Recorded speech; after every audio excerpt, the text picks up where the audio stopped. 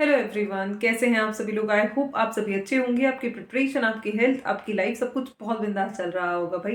जिस सेक्शन के रिगार्डिंग आज हम लोग इस पर्टिकुलर वीडियो में बात करने वाले हैं बहुत क्रूशियल है अपने आप में। मतलब एक तरीके से कह लो कि बहुत इंपॉर्टेंट है अभी के टाइम पे। क्यों इंपॉर्टेंट है? बिकॉज आपका जो सपना है, जो भी हमारी यूथ अपनी गवर्नमेंट जॉब की प्रिपरेशन कर रही है, यही चाहती है कि किसी भी तरीके से एक बार गवर्नमेंट जॉब लग जाए, हमारी जो मेहनत है वो साकार हो जाए।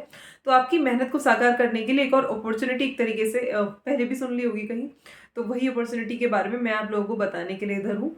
तो आरपीएफ में कांस्टेबल और सब इंस्पेक्टर, जिनका बहुत टाइम से जिन वैकेंसी का वेट था आप लोगों को, मुझे भी खुद पर्सनली आप लोगों के लिए, तो वो ज़्यादा दूर अब नहीं है।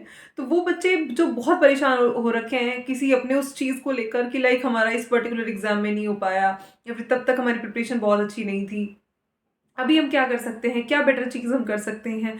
तो देखो, ये वैकेंसीज बस आने ही वाली हैं आप लोगों की।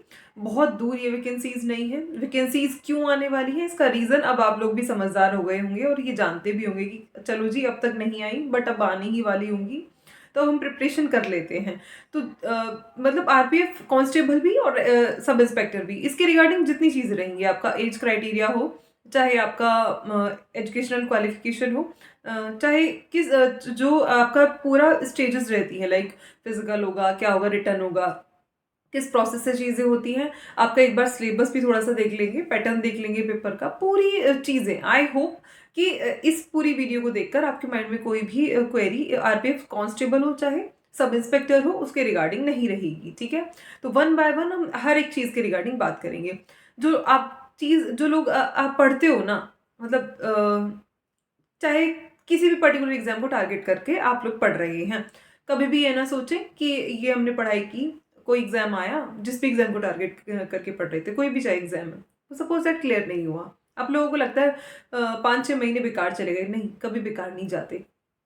जिस भी एग्जाम में सिलेक्ट होगे ना, अगर उसी कंसिस्टेंसी के साथ में, उसी डेडिकेशन के साथ में पढ़ाई करते रहोगे ना, तो सिलेक्ट होना आपका, आपकी नियति बन जाती है। जब हम किसी भी चीज़ को लेकर मेहनत करते हैं ना, देर हो सकती है बट सफलता ज़रूर मिलती है। ये मैं आप लोगों को बताना चाहूँगी, सिर्फ अपनी ही लाइफ के एक्सपीरियंस से नहीं बता रही हूँ, और भी बहुत लोगों के लाइफ के एक्सपीरियंसेस से आपको बता रही हूँ।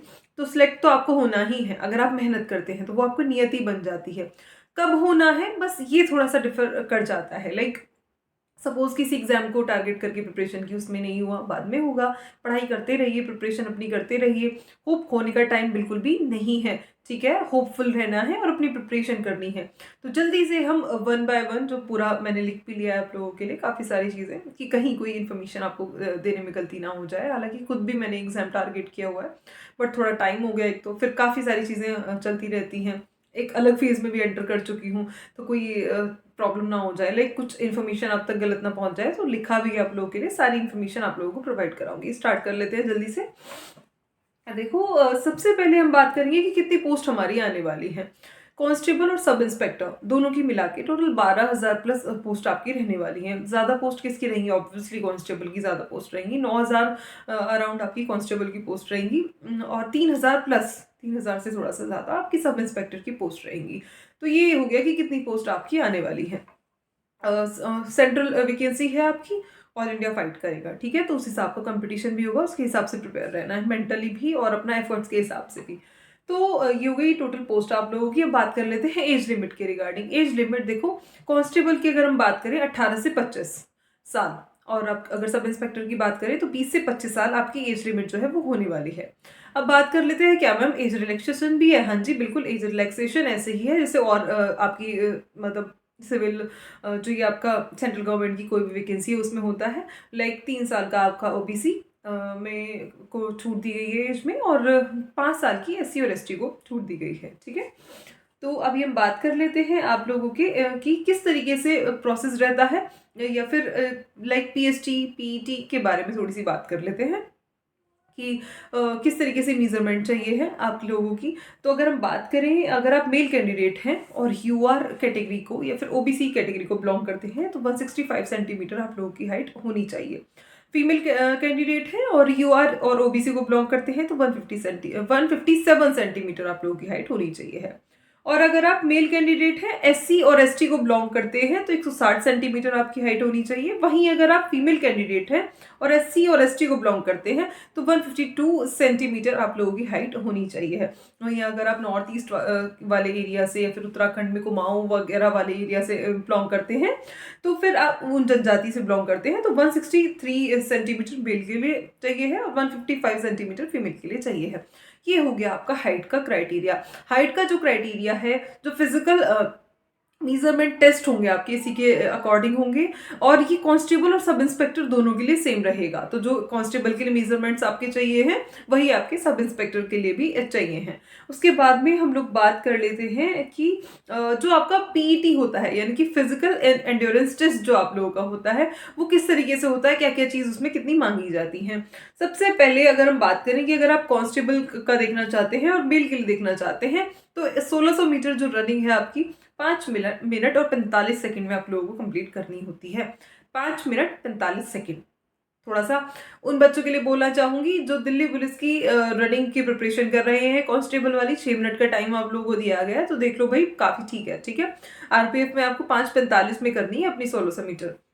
वहीं अगर लॉन्ग जंप की बात करें, मेल की बात अभी हम कर रहे हैं, 14 फीट आपकी लॉन्ग जंप है और हाई जंप आपकी 4 फीट है। ठीक है, तो वहीं अगर कांस्टेबल फीमेल की अगर हम बात करें, 800 मीटर रनिंग आप लोगों को 3 मिनट 40 सेकंड में कंप्लीट करनी है। भाई अच्छा खासा फिजिकल होता है, अपना प्रिपरेशन भी पहले से ही रखनी पड़ेगी बस, बिकॉज जब रिटन एग्जामिनेशन हो जाता है और रिजल्ट आ जाता है उसके तो 15 दिन बाद, पिछली भर्ती में तो यही हुआ था, 15 दिन बाद आपका आ गया था नोटिस, डायरेक्ट एडमिट कार्ड। ठीक है, फिजिकल के लिए, तो उसी हिसाब से अपने आप को प्रिपेयर रखना।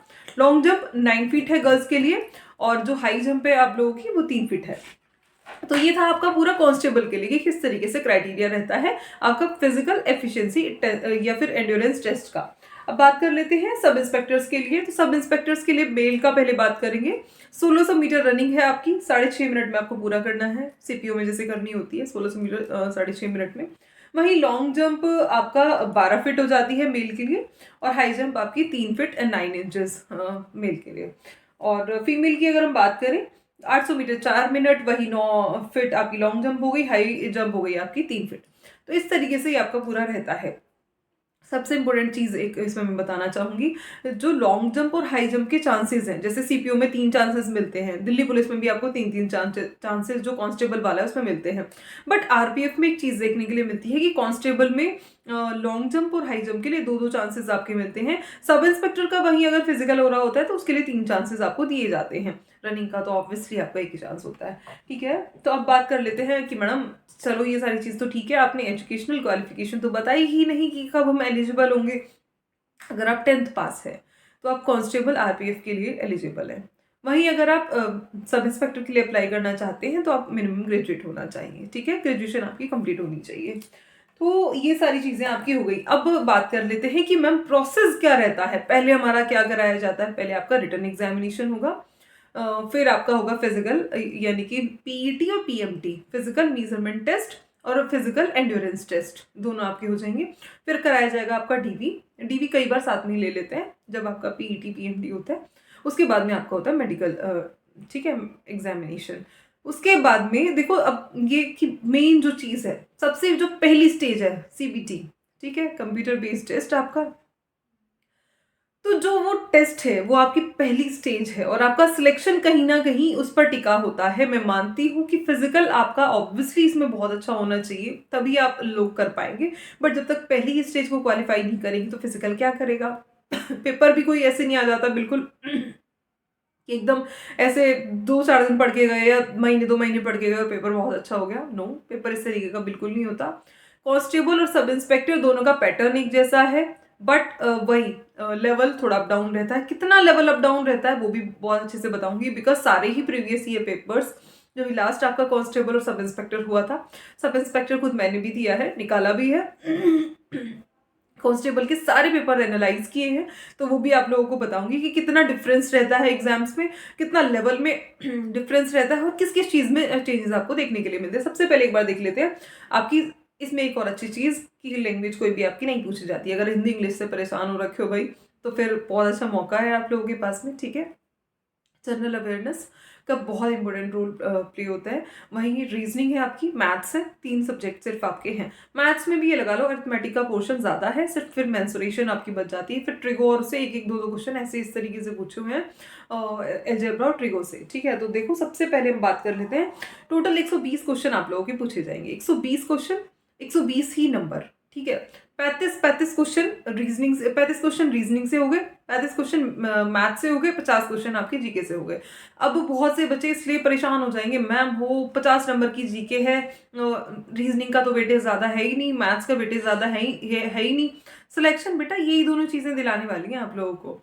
मतलब मैं मानती हूँ जीके ऑब्वियसली सिलेक्शन दिलाएगी, बट कब दिलाएगी? जब ये दोनों पोर्शंस आपके स्ट्रांग होंगे, जब आप अपनी रीजनिंग अच्छे से 35 में से 35 अटेम्प्ट करते हो, मैथ्स में 35 में से 35 अटेम्प्ट करते हो, बिकॉज 90 मिनट का टाइम होता है, 1.5 घंटा अपना बहुत है। एसएससी वाला बच्चे को टाइम मतलब रज के वो पेपर करके आता है, उसको टाइम की कमी नहीं पड़ती। ठीक है, सीजीएल जब हम प्रिपेयर करते हैं तो हम इतना प्रिपेयर हो जाते हैं आराम से कि ठीक है भाई, हम हाँ ये 1.5 घंटे में अपना टाइम ही बचा जाते हैं बच्चे। फिर तो बैठे बैठे गलत कर रहे होते हैं जब एक्स्ट्रा टाइम बच जाता है, मेरी तरह। ठीक है, तो देखो सबसे इंपॉर्टेंट चीज मैं आपको क्या बोलना चाहूंगी इसमें, सबसे पहले अपना मैथ्स और अपनी रीजनिंग बहुत स्ट्रांग करनी। ये नहीं सोच लेना 50 क्वेश्चन की तो जीके आनी है, अब तो बस जीके ही पार लगाएगी। पहले 70 क्वेश्चन अपने अंडर में करो ना, वो 70 क्वेश्चन ऐसे आते हैं कि आप 70 में से 70 मार्क्स उसमें अटेन कर सकते हो। फिर अपनी जीके पे पहुंचो, जीके साथ साथ साथ साथ पढ़ते रहो। बट जीके ऐसी चीज है भाई, लास्ट मोमेंट पे धोखा देती है। मैथ्स और रीजनिंग आपके कभी धोखा नहीं देते। स्कोरिंग सब्जेक्ट है, 70 में से 70 इसमें नंबर आप लोग बहुत आराम से ला सकते हो। जो चीजें आपको बताऊंगी उनको फॉलो करके आराम से, बहुत आराम से। फिर साथ साथ अपनी जीके पढ़ते रहो, जीके हमें जितना देगी वो हमारा एक तरीके से एड ऑन, वो जीके हमारा कर देगी, बाकी चीजों में जो हमारे मार्क्स हैं वो ऐड हो जाएंगे। वो फिर हमारा मतलब सिलेक्शन को मजबूती देगी फिर जीके। ठीक है, लेकिन सबसे पहले क्या करना है, अपने दोनों सब्जेक्ट बहुत अच्छे से करने हैं और जीके साथ में लेके चलनी है। ऐसे नहीं सोच लेना, मतलब माइंडसेट आप लोगों का, मैं मानती हूँ जीके को भी आप बराबर का टाइम देंगे और ज्यादा भी दे सकते हैं, लेकिन बस जो ये माइंडसेट एक पेपर का पैटर्न देखते ही आ जाता है ना, 50 नंबर की हो जीके हो गई, 35 की मैथ्स है, 35 का रीजनिंग। आपके पॉइंट ऑफ व्यू से सोच रही हूँ क्योंकि जब मैं भी एक एज एन एस्पिरेंट थी तो इसी तरीके से मेरा माइंड भी फर्क करता था। तो फिर हम लोग क्या करते हैं, हम सोचते हैं भाई जीके 50 नंबर, अब तो जीके ही पढ़नी पड़ेगी, बाकी तो सब हो ही जाना है, बस जीके की ऐसी माला जपते हैं कि जीके ही लुटिया डुबो के चली जाती है। ये सच्चाई है, कड़वी सच्चाई। अपना मैथ्स और रीजनिंग जब पूरे पूरे होने चाहिए, उसके बाद से जीके की टेंशन लेनी थी, जीके की टेंशन नहीं लेनी, तीनों सब्जेक्ट्स को बराबर पढ़ते रहो। ये आपको करना है। कहाँ से किस तरीके से प्रिपरेशन करनी है, बहुत जल्दी इसके लिए भी एक वीडियो प्रोवाइड कराऊंगी आप लोगों के लिए। सबसे पहले जान लो कि क्या आप इसके लिए एलिजिबल हो, क्या आप इसके लिए प्रिपेयर करना चाहते हो। बहुत अच्छी जॉब है भाई, मतलब आपको कांस्टेबल, सब इंस्पेक्टर का पे स्केल उसी तरीके से है जैसे बाकी सभी जॉब्स का, जैसे दिल्ली पुलिस और में सब इंस्पेक्टर कांस्टेबल, वैसे ही मान लो। जॉब अपने आप में बहुत अच्छी है, ऑल इंडिया पोस्टिंग्स रहती हैं, वो सब तो आप जानते ही हैं सारी चीज़ें ना। तो बाकी कोई भी क्वेरी अगर रह जाती है किसी भी चीज़ के रिगार्डिंग, तो कमेंट सेक्शन आप ही लोगों के लिए है। टेलीग्राम चैनल, खासकर जिन लोगों ने अभी तक ज्वाइन नहीं किया वो जाके टेलीग्राम चैनल ज्वाइन करो, काफ़ी बेनिफिशियल आप लोगों के लिए रहता है। एसएससी जीडी के लिए, एसएससी सीपीओ के लिए टारगेट बेस्ड स्टडी हम कर रहे हैं अभी अपने टेलीग्राम चैनल के ऊपर। मैं क्या करती हूँ आप लोगों के लिए, डेली बेसिस पर आपको टारगेट प्रोवाइड कराती हूँ जिसको आप बहुत मेहनत से अचीव करते हैं। ठीक है, पर डे। और आप लोगों को इंश्योर करना चाहूँगी, जो लोग नए ऐड होने वाले हैं, कि अगर आप मेहनत से पूरी डेडिकेशन के साथ उस रिलीजियसली अपना डेली बेसिस पर अपना टारगेट फॉलो कर रहे हैं, तो आप अपनी सिलेक्शन से बिल्कुल भी दूर नहीं है, समझे आप। तो जल्दी से जाके टेलीग्राम चैनल ज्वाइन करो। यूपीएसआई के लिए भी हम जल्दी से आप लोगों की डिमांड पे टारगेट बेस्ड स्टडी जो है स्टार्ट करेंगे। आरपीएफ के लिए भी जल्दी से आपको एक प्रॉपर थोड़ा बना के देख के कि क्या आप लोगों के लिए चीज़ें बेस्ट रहेंगी, थोड़ा एक बार और आपके प्रीवियस ईयर पेपर से गो थ्रू होके बताऊंगी आप लोगों को कि कहाँ से किस तरीके से प्रिपरेशन आपको करनी चाहिए। ठीक है, जल्दी से टेलीग्राम चैनल को आप लोग डेफिनेटली ज्वाइन कर लें। मिलते हैं फिर किसी नेक्स्ट वीडियो में, तब तक के लिए जय हिंद।